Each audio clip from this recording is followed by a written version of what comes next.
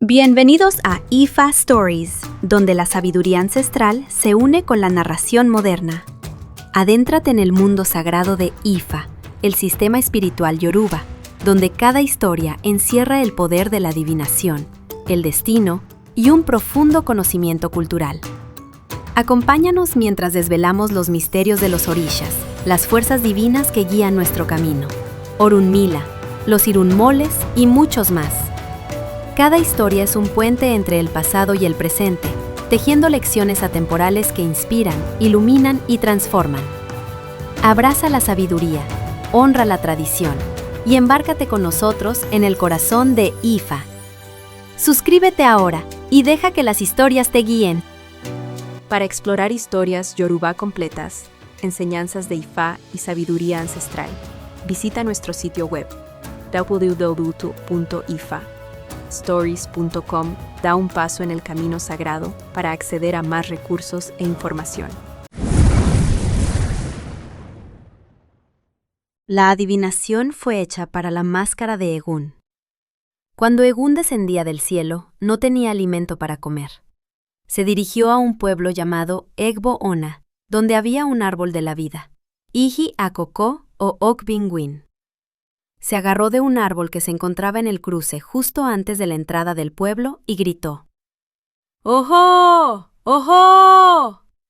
Cuando sus gritos llegaron al pueblo, la gente informó al Oba, rey, que un hombre estaba gritando en la entrada del pueblo.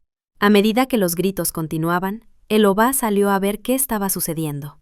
Cuando llegó, vio que el hombre no tenía ropa, solo una malla que cubría su rostro. El Oba le preguntó qué estaba sucediendo. Egún le dijo al Oba que no debía permitir que nadie lo mirara y que solo estaba buscando a su hermano Oro.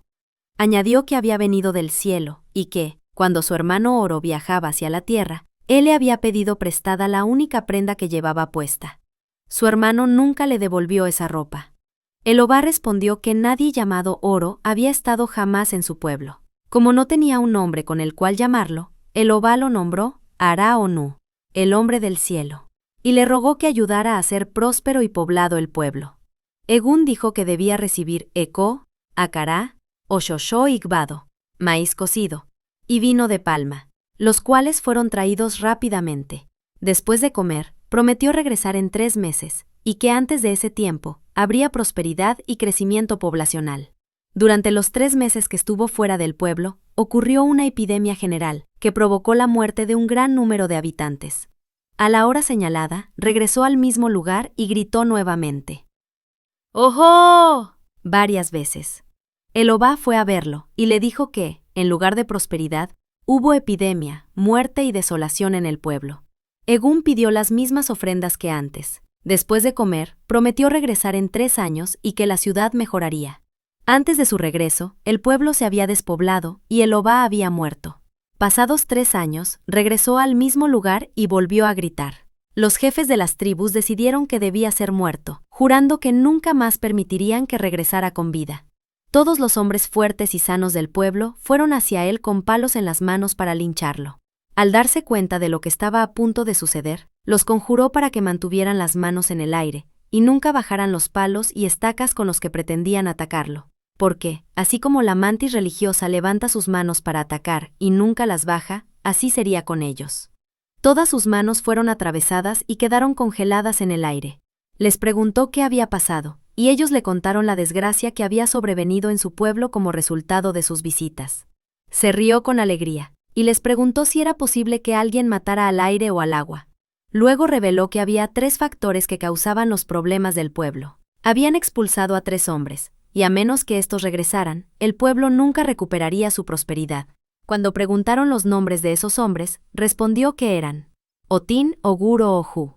Explicó que Otín se había ido a Hilari, Oguro se había ido a Hilode, Ojú se había ido a Ijarete. Les aconsejó que trajeran a esos hombres sin demora. Después, los conjuró nuevamente para que bajaran las manos.